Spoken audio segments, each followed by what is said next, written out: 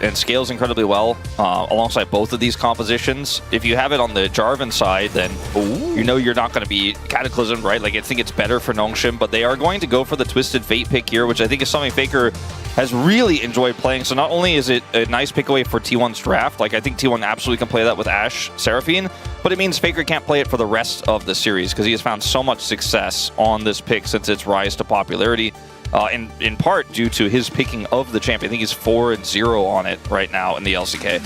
Oh, instead, he's going to be the one playing the Rise. We did see Vikler attempt this, I believe, against Faker yesterday in exactly the same matchup, just a bit of a role reversal. And he did okay in the lane. Obviously, everything fell apart around them, but it wasn't too bad of a matchup. Now Keria to lock in something for Doran. Yeah, I think Doran, if he has either a really safe front line here, it's hard for the Ezreal to cut through, or he can play something that side lanes incredibly well because he has the Rise. And I'd prefer the front line because it also works well with Seraphine, right? And so the Sion pick makes a ton of sense, and there isn't a lot of picks right now in this meta that really crush it. Like, is he going to play Gwen here? He might. I mean, they have a TF in mid. It could work. It's Gwenable, I think that might be the pick I'd prefer most here for Sion NONGSHIM Red Force, because somebody's got to cut through that Sion health. And this Jace, I think, isn't going to be that guy. I don't think he's going to be that pick for me. No. We have seen this actually struggle so much into the Sion. Thankfully, it's Ambessa instead. And it's weird that I say that, because Ambessa has not been finding very much success at all. It's just better than Jace. I'm still not exactly enthralled by what NONGSHIM have put together.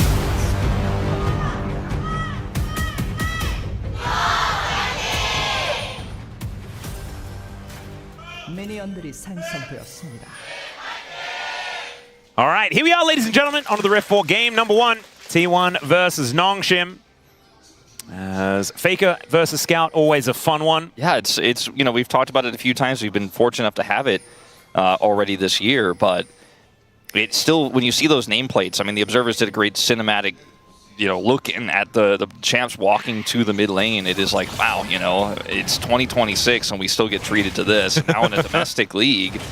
As, you know, both of these players were, you know, playing together, obviously Scout behind Faker for a brief period of time and then became big rivals internationally later on and have had the better of each other at different parts of time. Faker getting the most recent win over Scout and that huge win in 2023. And that the season where, or rather the World Championship, where T1 really got the LPL killer nickname. Yeah. And it's fun to see it, but right now when you look at the current form of these two teams and Scout's current form, the hype kind of fades away a little bit. You know, you think about the past, you get excited. You think about current times, and looking at rose-tinted glasses, I suppose, if you're really hoping to get excited about this one, is NONGSHIM really need to turn things around in a big way. And this could be the first step in doing so. To beat T1 would be a huge upset and definitely a momentum swinger. Certainly would be. As right now, Diablo is hitting some of these Mystic shots. That's certainly going to be helping him out here in this lane. But Oner is making his way in, walks over a ward on his way over there. And it looks like Pleta and Diablo will just be able to play defensively enough to keep themselves in a good spot. Sponge is going to cross the river here because he saw that he was backing. Actually, this is really huge. That information that was granted is going to cost Oner at least this blue buff here, it looks like. And as long as Sponge can rush this one down, they do both have Smite. But this is a really good read here from Sponge. And at this point, Oner's not 100% aware, but he will check. It's a Smite fight. Will he be able to actually get it? The answer is yes, as Oner takes it away. The flash to follow. 3 Talon Strike for the knock up there, as well as Sponge will be able to find the flag and drag. But Faker, he's able to ghost on over, and that is a dead Rise on a, sorry, dead Jarvan on a silver platter for the Rise. Faker off to the races already. No, I don't think Oner had any vision of where Sponge was, but I think he was so they saw him on the Raptor ward. Okay, so he was walking south from the Raptor ward. Okay, so he did get seen there, because I was going to say otherwise, that's an insane read that he's just like, nah, they're playing too safe in the bottom lane. I think he's going to cross. They saw me. I'm going to check. I'm going to 1v1 him, and then we're going to get the kill. But if they did see him, obviously it's a lot more obvious what he did there, but still is able to get the punish, and Sponge just wasn't able to kill that blue buff fast enough. Doesn't even secure it, by the way, so dies and doesn't even get the buff. Yeah. And obviously, the buff would have gone on to Faker if he had have secured it, so almost in a weird way, could have been good.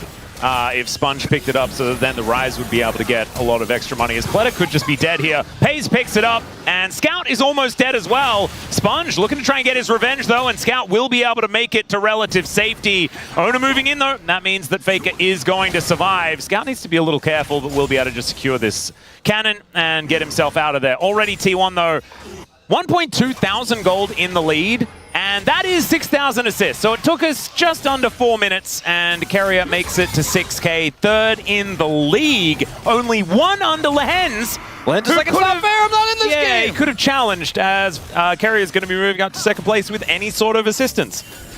Now we'll watch this play one more time here. Pleta just unfortunately too far forward. Keria sets this one up. And it's Ash Seraphine, pretty simple. And Scout does get chunked down here. Survives with 3 HP. Oh, 3 HP. And that's why you drink your potions, because otherwise that cast minion auto would have taken him down. So pretty crazy there. As Kingen is trying to continue to apply the pressure here on this Ambessa. Definitely prefer this to the Jace, because I think the Ambessa does so much more in team fights. Like, we used to think about Jace as like, oh, late game he does a lot because he can shock blast, and if he doesn't shock blast the Scion, it's totally fine. But Ambessa just kind of runs through the whole team and does damage no matter what. Also wins in the side lane, right? Yeah. And I don't think Jace ever does. I mean, yes, there has been like the Black Cleaver build that does get through tanks a little bit better, you could say, but I mean, I don't think it'll ever make Jace really that good as a tank buster, and Kingen on this Ambessa should have a little bit of a better chance at making that happen later on into the game. And also, we'll be able to fight very well in the mid-game. Plus, the follow-up, like you were talking about, with Scout finding these Destiny Gate angles, and then Kingen with Public Execution should be able to follow up pretty nicely in a lot of these fights. You can understand what NONGSHIM's comp wants to do. Unfortunately, I just feel like it's not as good as T1's at this point in the game right now. Yeah. I think that the Ambessa ult nerf is something that, and this is kind of my personal take, it feels like a lot of the missed ults we've seen are because players just haven't yet adjusted, because they've played so many Ambessa games, to the timing, and they kind of just whiff it because of that. And if they had adjusted, you know, they would have been like, okay, I can't actually hit this one. I have to wait a little bit longer, wait for some more CC, or wait for him to get to a smaller choke point, for example, where I can hit this guaranteed, because they just try to do it as fast as possible sometimes, and it just gets walked so many times. It's kind of crazy. Yep. I think that we'll eventually see players get better at it, but I think that as someone commentating pro games, I wish they didn't nerf it, because she was already having a tough time, Atlas. Yeah, I don't think it was all that warranted. Maybe she was a bit of a menace in solo queue, and being able to help with that is generally a good idea. Still, NONGSHIM looking to try and defend their blue buff here, as Diablo will be getting back towards the wave by the looks of things. That might mean that they are just going to give this one up. Sponge might actually have trouble getting this Gromp as well, as the beat drop is going to come on through. Flag and Drag does get Sponge out of there. Faker is starting to generate a pretty massive lead over Scout here, despite obviously the Twisted Fate passive. He has the extra kill. It was first blood. And so, you know, even though neither of these mid laners explode on like a first item component or anything like that, you could see that the Rise is going to be a little bit accelerated here in this game. And he starts to build up experience lead like he has right now, then can really start to put the pressure on in. We do see a TF ult. Yeah, in goes Scout, and there's no flash on Pays as well, so he's not getting out of the Cataclysm. A very dead Ashe here, and NONGSHIM are on the board. Yeah, I think that, I mean, Pays doesn't have flash here, so there isn't a whole lot of outplay he can make once, you know, he's in range of that gold card coming through, but maybe a bit more communication from Faker could have prevented this situation, but it's a really good read here from Scout. Gets down and helps set that one up. So perhaps a caster blessing of the TF in this case. Yeah, perhaps. That's almost a steal away here for Oner, who now has flash on cooldown. He's not getting out of here unless they can fight their way out. True Shot Barrage to take down Keria, but it's traded immediately as Sponge will go down. Realm Warp looking for Diablo as well as he flashes to get himself out of the way. No Root is going to help peel for that. And that is a dead Diablo and another kill over to Faker. I think this is a great utilization of Faker's ult advantage in this moment. Even though it wasn't how the fight started out, I think T1 knew, and they were able to shot call very quickly. like, we get contestants, we might get the steals. We're going to go back here to the Destiny Gate, and actually looking at the angle he took here a little bit more closely, it was pretty difficult to actually expect this was going to happen. Faker was coming down as well, but now they're like, okay, he doesn't have that. Oh, down to 3 HP, by the way. Slightly early spot. Yeah, so he almost gets the steal. Faker has Prio, and he has Realm Warp, and the Twisted Fate actually cannot ult in to flank or to really support here, so they can chase deep like this, and I think that's the crux behind the decision to go in here, knowing how split NONGSHIM were. And Faker picks up a second kill on this TF. Woo! Or sorry, on this Rise. That is a little bit of a whiffed arrow there, unfortunately, for FaZe, but luckily for NONGSHIM, they are able to keep themselves alive. Obviously, Diablo needs to rely on his Arcane Shift to stay safe in this lane, with now the Flash being down. And having a look at where the money's at, Oner is really doing well so far in this game. Will have his Sundered Sky pretty quickly, as there is some Void Grubs taken here by Sponge. At least he's able to get that against the flow of play. And Sion just going to spark Farm Alarm as he heads back towards the top side in order to take all of these minions. Doran having a bit of a slow one so far. Just trying to hold King at bay as best he can. Beat Drop does come on through though. There's the Encore connecting onto Diablo. And FaZe just needs another auto or two. The barrier does come on through though to keep him alive. And now Oner is dead. Scout going to collect that one. And Diablo able to get himself home. Yeah, I was watching that on the mini-map. It looked not good for T1 because they just did not have any way for Doran to join that skirmish. As another true shot. Yeah, Pop Blossom is going to come through here as well, as FaZe is just put down by Pleta. And now looking for even more, and Sponge making his way through should mean that Keria is just dead. Just plonks him on the noggin. So that is now NONGSHIM with a kill lead. Yeah, this game is very close right now, and T1 are playing pretty fast and loose, trying to play aggressively on both sides of the map. Something's got to give. As I'm sure we'll get a replay of what happened there in the jungle, but Oner went towards the Raptors to try to contest with the prio that Faker had there, but Doran, as you mentioned, just used his ultimate to go back to the lane. Kingen was able to actually rotate over there faster.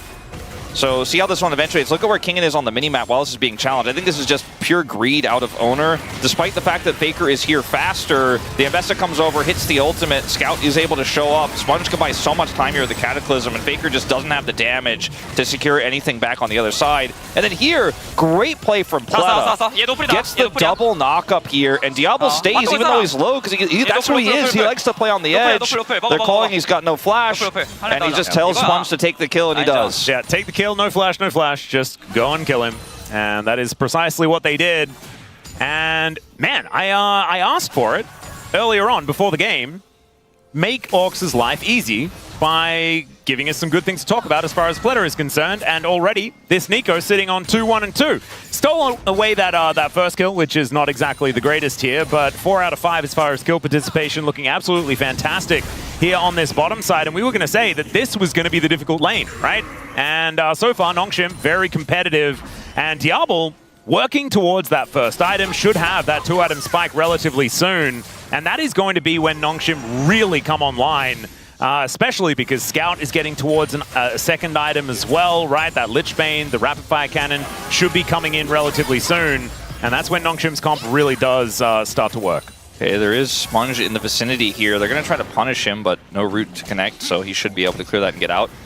Scout has this blast cone they're just trying to operate around, but there are 4 T1 members down here, and Diablo did complete his back to buy his Trinity Force, so NONGSHIM do play respectfully as they should. No flashes are forced, as Faker's still generating a pretty significant, I mean, it's a hefty CS lead he's got right now, so much so that the passive of the TF has not given him a gold lead here. Yeah, Wind becomes lightning here, though, from Oner, as Faker lying in wait in that fog of war. Looks like Sponge not going to take the bait this time, as Keria walking on vision. Diablo just going to move back towards the wave. No Cole complete here for FaZe. See if what he can buy on this back, because he is actually going to be stopped. Yeah, Sponge actually able to stop him there, as now Scout looking for a little bit of an angle. There is the Encore. Doesn't quite work out there, as they were looking for Sponge, in fact, as Oner is now taking a lot. Sponge flashes out of the way, very close to dead, and the Pop Blossom is going to connect onto 3. Scout will be going down, though, as Faker finds that 1v1, and now Oner gets his revenge. Wind doesn't become lightning onto Diablo, but I think it's going to be just fine here for T1 as they find a phenomenal team fight just before the Drake. God, Diablo is insane, by the way. He is not going to get this kill, but he's got True Shot. Maybe he actually does? No way, he actually lines it up, right? Surely not. He's like, Oner definitely does Dragon here. Hold on. He's on vision, so they will see it, and he's just not even going to commit. All right, not going to throw it out just yet. Maybe he's trying to steal the dragon with it. Obviously, it would be low information he has. It's very tricky to make this call. He goes for it. Yep, True Shot Barrage does come on through there. Just going to help Oner out, and he will be able to secure it. Obviously, stealing things away from a smite has become a whole lot difficult. A whole lot more difficult. Watch this from Keria. By the way, he is able to get this Destiny, like he flashes to get the charm. Oh, he actually gets it onto Scout. I didn't even see it onto Scout. He flashes to get it onto Scout as he's Destinying in, and then hits the follow-up route on the other side of the fight. Like, Keria is carrying both sides of the skirmish right now. Hits a follow-up here onto Pleta as well. If Oner hits that when it becomes lightning, Diablo is likely dead. And man, T1, they know how to scrap. They know how to apply that pressure with the prio they have with this Ashe Seraphine, and they are just pulling further and further ahead. 2.2k the lead, despite some great moments for NONGSHIM in this game. Yeah, NONGSHIM actually have been able to find some of those things that we can speak positively about. So definitely an upgrade from T1's most recent series that was yesterday. Still, I mean, I don't know. I just think it's so difficult to play into Xin Zhao, Ashe, Seraphine on the best of days, and already they got off to a great start. And Pays has just looked better and better on this Ashe, and he is now 2-2-2, but he has a little bit of a CS lead and also 1,000 gold in the lead as well. So he's taken a couple of plates towards the bottom side. He has big made a bit of extra money to fill, right, with Guma being the previous Ashe player on this roster, and it's good to see that he's able to really hit his full strides now on this pick. Not to say he was playing badly on it before, but it just wasn't hitting the same as it is now. And T1 are playing through that pressure incredibly well. Feels nostalgic almost in a lot of ways to see this Ashe lane just dominate and to see T1 just constantly play through a Rise mid pick. It's classic. Yeah, Sponge in a little bit of trouble here as the arrow is going to connect. Oner finds the audacious charge and will just take down his Demacian Prince. And now should be a Rift Herald going over to T1 as well. No smite available on NONGSHIM. And that lead is only going to extend further.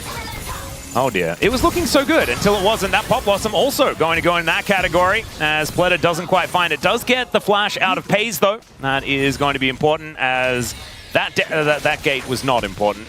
Scout goes about 2 meters with that one just to pick up a wave.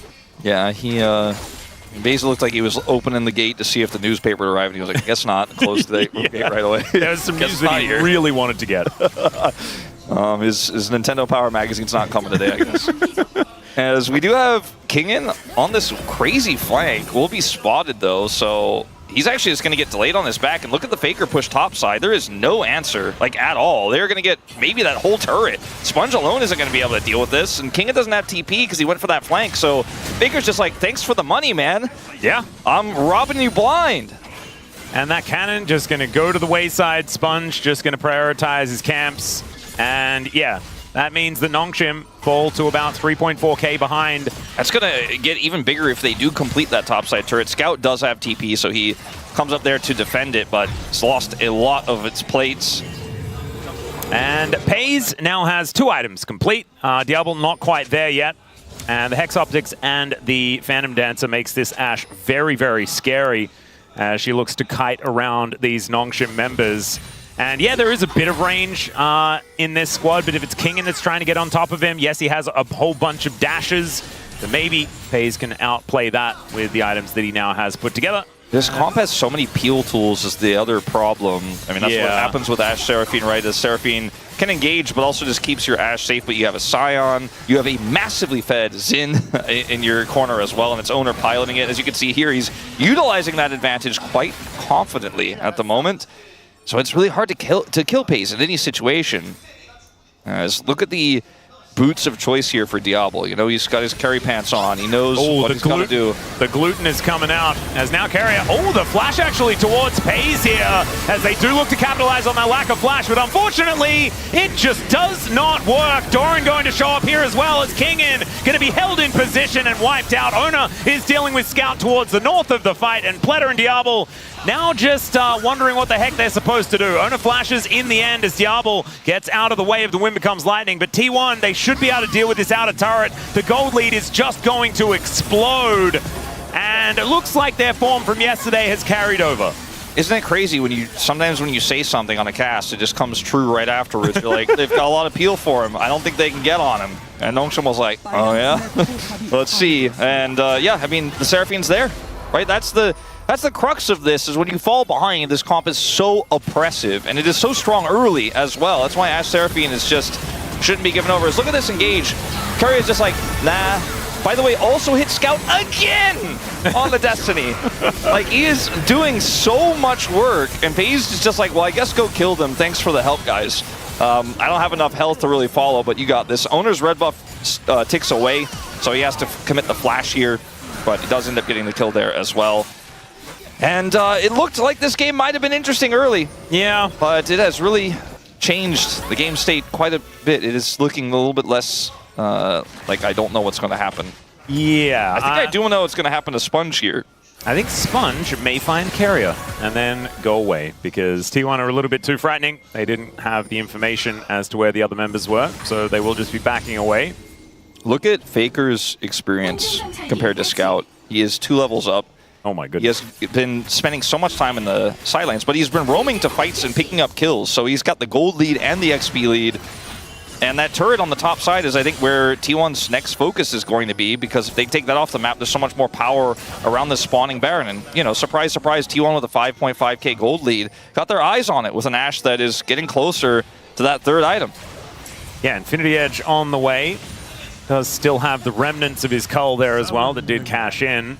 But the largest lead on the Rift is Oner. He is going to be very difficult to deal with as the Destiny does come on through. Scout not really using it for much as the arrow is going to sail by. Does look fantastic, but doesn't get a lot done as there's the flash encore. Great flag and drag there from Sponge to make sure that he's able to get himself out. Keria going to give the good old deft thumbs up as he doesn't quite find the engage. If they get that kill, they might actually be able to do Baron on spawn. For real. So I think that was the thought process behind Keria's flash engage there, but Sponge had an amazing flag and drag to buffer, and he gets away. The aim of Keria in this game has been out of control good, but still, he is able to escape. And Baron's not on the cards, but they get the turret on the top side, and this gold lead continues to sit half towards 6k. Yeah, this is, it's still looking like a bit of a rough one here for NONGSHIM because their composition also really wants to be playing from ahead at this stage. Obviously all compositions do, but this one doesn't really function all that well without having that added advantage. I think stacking up some dragons would have been really good for them as well, but that's also not on the cards as there is 3 minutes until this next Infernal, and that'll be soul point for T1 if they are able to get it. And the map has just become really, really small, and that's what NONGSHIM wants to be playing around. They want to be playing around map control that they just don't have. Yeah, they really don't, and we talked about it in the draft, like their Twisted Fate can't do much here. As you could see, they're just going to walk up with Seraphine, and Oner is like, I don't care if I lose half my health bar, I'm going to get it right back. Well, now a potential angle here as Oner will need to Crescent Guard. So that's a decent cooldown that NONGSHIM have gathered for themselves. They are looking antsy. They want to start something, but they're just not quite able to find it. As now Kingin looking to do battle with Doran here. That's a level disadvantage, and it takes a while to get through him. Okay, here comes a really optimistic TF and ult. Yeah, Scout is just going to get turned on here by FaZe. Does actually make it out. No! Calculated there on the red buff tick. As FaZe now throws the arrow out, and the Arcane Shift isn't going to be enough to get Diablo out of it. It's a triple here for FaZe as he's on the warpath looking for even more. Kingin will not find the public execution, but he might find the pentakill here for FaZe, who picks it up at 22 minutes in game number 1. All right. That'll put a cap on this one, as Oner's already starting up the Baron. Yep. Okay, well, 10,000 gold lead here at 22. We are very much in a GG territory here, as Faker's also just not even needed to take this Baron with the full ace by FaZe. Doran was not there at the initial part of the fight, and I thought, okay, something weird happened in the side lane because I saw his position was like past the inner turret, and then Kingin was chasing him down. It just doesn't really matter, as this is a bit puzzling to me because it's an Ashe Seraphine that you're trying to engage on. And by the way, Scout survived with 3 HP once this game. It would have been criminal if he got away a second time. FaZe gets that kill. Doran is able to match the TP here somehow. And then this shift is a problem. But once Diablo's gone, they're like, oh, we go all the way to the fountain to get these kills. There's just nothing you could do. Kingin misses the ultimate, but I don't know how much that really would have mattered. But Ashe isn't letting you get away. Too sticky. The slows connect. He gets the penta. It was really well set up by the rest of his squad, but he'll be the one who gets the the big fancy icon, as here comes Diablo. Yep, doesn't quite get the value there as the Pop Blossom only connects onto Oner as a response. Still, Train coming on through here. Scout takes so much damage from Doran. That was half of his health bar from an ult. What the heck? As Keria tries to go for the extension there. Scout's health bar is not looking long for the world as Faker is doing so much damage. Realm Warp comes in. That's going to zone Diablo away from his base. And now Oner looks to try and take down this Ezreal. Looks like T1 are going to be focused on this turret for the moment, as somehow a siege minion got in behind the inhibitor thanks to the Realm Warp. That's very, very cute. But with Baron, I mean, this might just be the end of the game. Scout and Sponge still dead for a little while longer. The rest of NONGSHIM going to have to find something to get rid of T1 from their Nexus turrets. As Doran tanking up 2 of them. I don't know about that one, as now Diablo is in the fountain, and Pays doesn't care. Takes down Pleta first, and is now looking to turn the damage. King is his next target. Sponge is not flag and dragging in any successful way right now, as Doran suicides onto the fountain, and T1 will take down the first Nexus of the series. T1 have truly found